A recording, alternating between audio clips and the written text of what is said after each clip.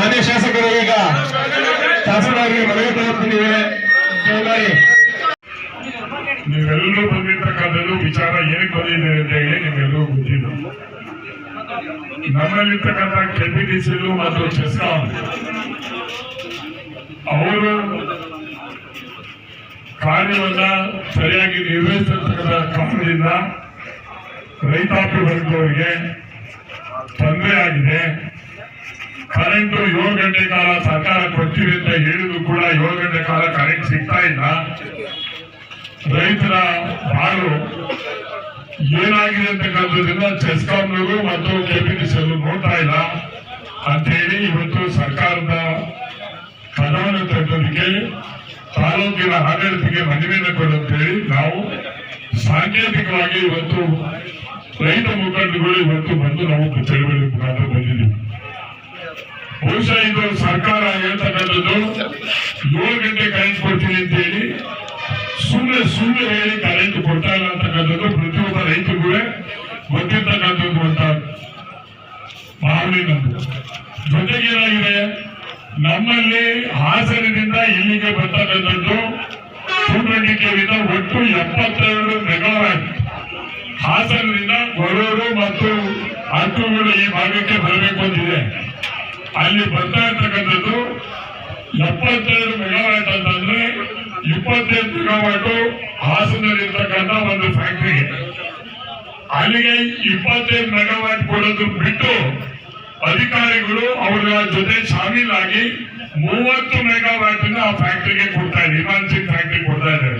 ಅದು ಕಾನೂನು ಬಾಹಿರ ಆಗಿದ್ದು ಗೊತ್ತಿದ್ದು ಕೂಡ ಅಧಿಕಾರಿಗಳು ಕೊಡ್ತಾ ಇರ್ತಕ್ಕಂಥದ್ದು ಖಂಡನೀಯ ಅಂತಕ್ಕಂಥದ್ದನ್ನ ನಾವು ಹೇಳ್ಬೇಕಾಗ್ತದೆ. ಇವತ್ತು ಎಲ್ಲಿಂದ ಎಕ್ಸ್ಟ್ರಾ 5 ಮೆಗಾವ್ಯಾಟ್ ಕರೆಂಟ್ ಅವ್ರಿಗೆ ಕೊಡ್ತಾ ಬಂದಿದ್ದಾರೆ, ಅಲ್ಲಿಂದ ಇಲ್ಲಿವರೆಗೆ ಅಧಿಕಾರಿಗಳು ಯಾರಿದ್ರು ಅವ್ರನ್ನ ಕೂಡಲೇ ಸರ್ಕಾರ ಅವ್ರನ್ನ ವಜಾ ಮಾಡಬೇಕು ಅಂತಕ್ಕಂಥದ್ದು ನಾವು ಒತ್ತಾಯ ಆಗಿರೋದು. ಯಾಕಂದ್ರೆ ಅದೇ 5 ಮೆಗಾವ್ಯಾಟ್ ಈ ಕಡೆ ಬಂದಿದ್ರೆ ನಮ್ಮ ರೈತಾಪಿ ವರ್ಗದವರಿಗೆ ಇಷ್ಟು ತೊಂದರೆ ಆಗ್ತಿಲ್ಲ ಅಂತಕ್ಕಂಥದ್ದು ನನ್ನ ಭಾವನೆ. ಬಹುಶಃ ಇವತ್ತು ಕೆಪಿಟಿಸಿ ಎಲ್ಲರೂ ನಾನು ಶಾಸಕರಾದ್ಮೇಲೆ ಈ ಬಾರಿ 66 ಕೆವಿ ತೊಂದರೆ ಮಧ್ಯದಲ್ಲಿ ಆಗ್ಬೇಕು ಅಂತ ಹೇಳಿ ಆ ಜಾಗವನ್ನು ಒಂದು ಸ್ಥಳವನ್ನು ನಿಗದಿ ಮಾಡಿ ನಮ್ಮ ರೈತಾಪಿ ವರ್ಗದವರಿಗೆ ಕಾಲೆಳೆದು ಕೈ ಮುಗಿದು ಅವ್ರನ್ನ ಜಾಗ ಬಿಡಿಸ್ಕೊಟ್ಟು ಆ ಲೈನಿನ ತಗೊಂಡೋದ್ರು ಕೂಡ ಇಲ್ಲಿವರೆಗೂ ಕೂಡ ಓಪನ್ ಮಾಡಿಲ್ಲ. ಕಾರಣ ಏನ್ ಹೇಳ್ತಾರೆ ಅಂದ್ರೆ ಮಂತ್ರಿ ಬಂದು ಓಪನ್ ಮಾಡಬೇಕು, ಅಲ್ಲಿವರೆಗೆ ಬೇಡ ಅಂತ. ನಾನು ಮಂತ್ರಿ ಬರಬೇಡ ಅಂತ ನಾವು ಯಾರು ಹೇಳಿಲ್ಲ. ಮಂತ್ರಿ ನಾಳೆನೇ ಬರಲಿ, ನಾಳೆ ಬರಲಿ, ಯಾವತ್ತಾರೇ ಬರಲಿ, ಅವ್ರ ಹೆಸರನ್ನ ದಪ್ಪನಾಗೆ ಕೇಳ್ತೀನಿ, ನನ್ನೇನು ಸಮಸ್ಯೆ ಇಲ್ಲ. ಆದ್ರೆ ನಮ್ಮ ರೈತರಿಗೆ ಕರೆಂಟ್ ನ ಕೂಡಲೇ ಕೊಡಬೇಕು ಅಂತಕ್ಕಂಥದ್ದು ನನ್ನ ಒತ್ತಾಯ. ನವೆಂಬರ್ ತೀರ್ಮಾನ ಆಗಿರ್ತಕ್ಕಂಥದ್ದು ಇದು ನವೆಂಬರ್, ಡಿಸೆಂಬರ್, ಜನವರಿ, ಫೆಬ್ರವರಿ, ಮಾರ್ಚ್ 4 ತಿಂಗಳು ಆದ್ರೆ ಆ ಸ್ಟೇಷನ್ ಆಗೂ ಕೂಡ ಆ ಪಕ್ಕಕ್ಕೆ ಜನರಿಗೆ ಕರೆಂಟ್ ಕೊಟ್ಟಿಲ್ಲ ಅಂದ್ರೆ 7 ಗಂಟೆಗೆ ಒಂದು ಕರೆಂಟ್ ಹೇಳ್ಕೊಡ್ತಾರೆ ಇವರು. ಅಂದ್ರೆ ಎಲ್ಲೋ ಒಂದ್ ಕಡೆಗೆ ಕರೆಂಟ್ ಅನುಕೂಲ ಆಗಲಿ ಅಂತ ಹೇಳಿ ಇದನ್ನ ಚಾರ್ಜ್ ಮಾಡ್ತಾರೆ ಇಟ್ಟಿರ್ತಕ್ಕಂಥದ್ದು. ಇವತ್ತಾಗಲೇ ಚೀಫ್ ಇಂಜಿನಿಯರ್ ನಟರಾಜ್ ಅವರು ಮಾತಾಡಿದ್ದೀನಿ, ಅವ್ರು ಒಪ್ಕೊಂಡಿದ್ದಾರೆ. ಇವತ್ತೇನೆ ಮಂತ್ರಿ ಯಾವತ್ತಾರ ಬನ್ನಿ, ಹೆಂಗಾರ ಬನ್ನಿ, ನಮ್ಗೆ ಅದೆಲ್ಲ ಗೊತ್ತಿಲ್ಲ, ಇವತ್ತೇ ಚಾರ್ಜ್ ಮಾಡಬೇಕು ಅಂತ ಕೂಡ ನೀವೆಲ್ಲರೂ ಪರವಾಗಿ ಒತ್ತಾಯ ಆಗ್ತಾ ಇದ್ದೀವಿ.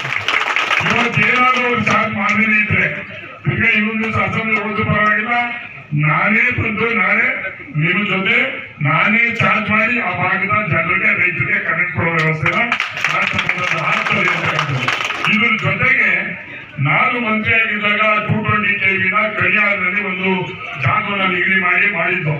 ಅಲ್ಲಿ ಏನಾಗಿತ್ತು ಅಂದ್ರೆ ಫಾರೆಸ್ಟ್ ಲ್ಯಾಂಡ್ ಅಂತ ಹೇಳಿ ಕೊಡಲ್ಲ ಅಂತ ಹೇಳಿ ಫಾರೆಸ್ಟ್ ಡಿಪಾರ್ಟ್ಮೆಂಟ್ ತೊಂದರೆ ಮಾಡಿ ಅದಾದ್ಮೇಲೆ ನಾವು ಅಲಾಪಡದಲ್ಲಿ ಅದೇ ಜಾಗವನ್ನ ಬುದ್ಧಿ ಜಾಗವನ್ನ ಮಾಡಿ ಆ ಜಾಗವನ್ನು ಕೂಡ ಕೆಪಿಟಿಸಿಗೆ ಹಸ್ತಾಂತರ ಮಾಡ್ಕೊಟ್ಟಿದ್ವಿ. ಬಿಸಿಯವರು ಅನುಮತಿ ಮಾಡ್ಕೊತಾರೆ, ಆರ್ಡರ್ ಮಾಡ್ಕೊತಾರೆ. ಇವರು ಕೆಪಿಟಿಸಿಯಲ್ಲೂ ಕೇವಲ 7 ಲಕ್ಷ ಚಿಲ್ಲರೆ ಕಟ್ಟೋದಕ್ಕೆ ತಡ ಮಾಡಿ ಇಲ್ಲಿಂದ 5 ರಿಂದ 6 ತಿಂಗಳಾದ್ರೂ ದುಡ್ಡು ಕಟ್ಟಿಲ್ಲ. ಕಾರಣ ಏನು ಅಂದ್ರೆ ಇದನ್ನ ಮಾಡಕ್ ಶುರು ಮಾಡ್ಬಿಟ್ಟು ಕೂಸು ಇಲ್ಲಿಂದ ದುಡ್ಡು ರೈತರು ಬಿಡ್ಬೇಕು ಮನೆಯಲ್ಲಿ ರೈತರಿಗೆ ಯಾಕೆ ಬಿಟ್ಟಿದ್ರೆ ಅವ್ನ ಮಾಮೂಲಿ ಕೊಡ್ತಾನೆ ನಿಮಗೆ ಮತ್ತೆ ಕಳ್ಸು ಸುಮ್ಮನೆನಪ್ಪ.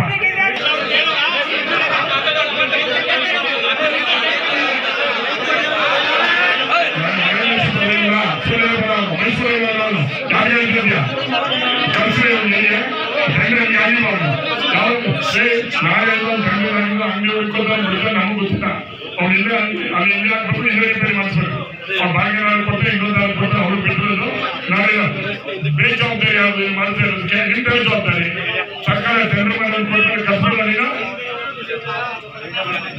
ನನಗೆ ಅವೆಲ್ಲ ಗೊತ್ತಿಲ್ಲ. ನನಗೆ ಅಸೆಂಬ್ಲಿ ಆದ್ರೆ ಅಧಿಕಾರಿಗಳು ಸಸ್ಪೆಂಡ್ ಆಗೋದು ನೀವು ಅವನಲ್ಲ ಅವನ ಜೊತೆ ಶಾಮೀಲ್ ಆಗಿದ್ದೀರಿ ಅಂತೇಳಿ ಪರ್ಸನ್ ಆಗ್ತೀನಿ ನೀವು ಅಧಿಕಾರಿಗಳು ಆಗ್ತದೆ ಕೂಡಲೇ ಅವ್ರನ್ನ ಕರ್ಕೊಂಬಂದು ಎಲ್ಲ ಟ್ರಾನ್ಸ್ಫಾರ್ಮರ್ ರಿಪೇರಿ ಮಾಡೋದು ಮಾಡಿದ್ರೆ ನಾವು ಅನಾಹುತ ತಪ್ಪದೆ ಈ ಶನಿವಾರದ ಭಾಗನೇ ಬಂದು ಇಲ್ಲೆಲ್ಲ ಅಂಗಡಿ ಹುಡ್ಕೊಂಡು ಸ್ಥಾಪನೆ ಮಾಡಿ ಪ್ರಾರಂಭ ಮಾಡೋದು. ಶನಿವಾರದಲ್ಲಿ ಮಾತ್ರ ನಿಮಗೆ ಆಯಸ್ಸು, ಶನಿವಾರದಲ್ಲಿ ನಿಮ್ಗೆ ಆಯಸ್ಸು.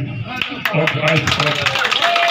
ಈಗಾಗಲೇ ರೈತ ಹೋರಾಟದ ಮುಖಾಂತರ ಸರ್ಕಾರದ ಗಮನಕ್ಕೆ ತರೋದಕ್ಕೆ ಇವತ್ತು ನಮ್ಮ ಕೈ ಬಂದು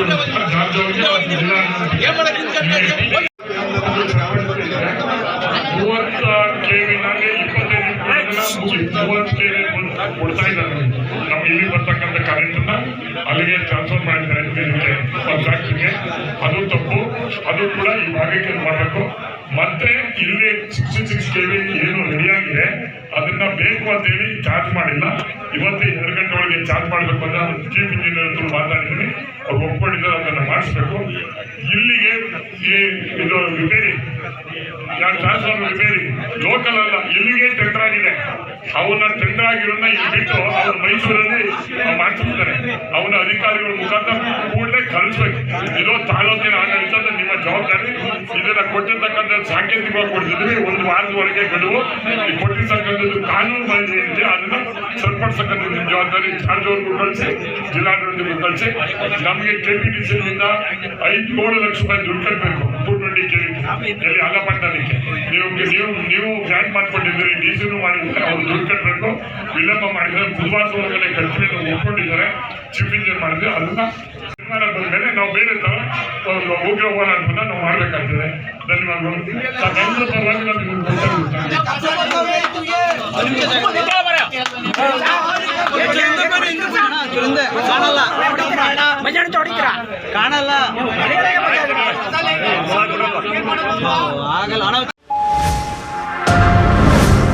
ಮೀಡಿಯಾ ನೆಟ್ವರ್ಕ್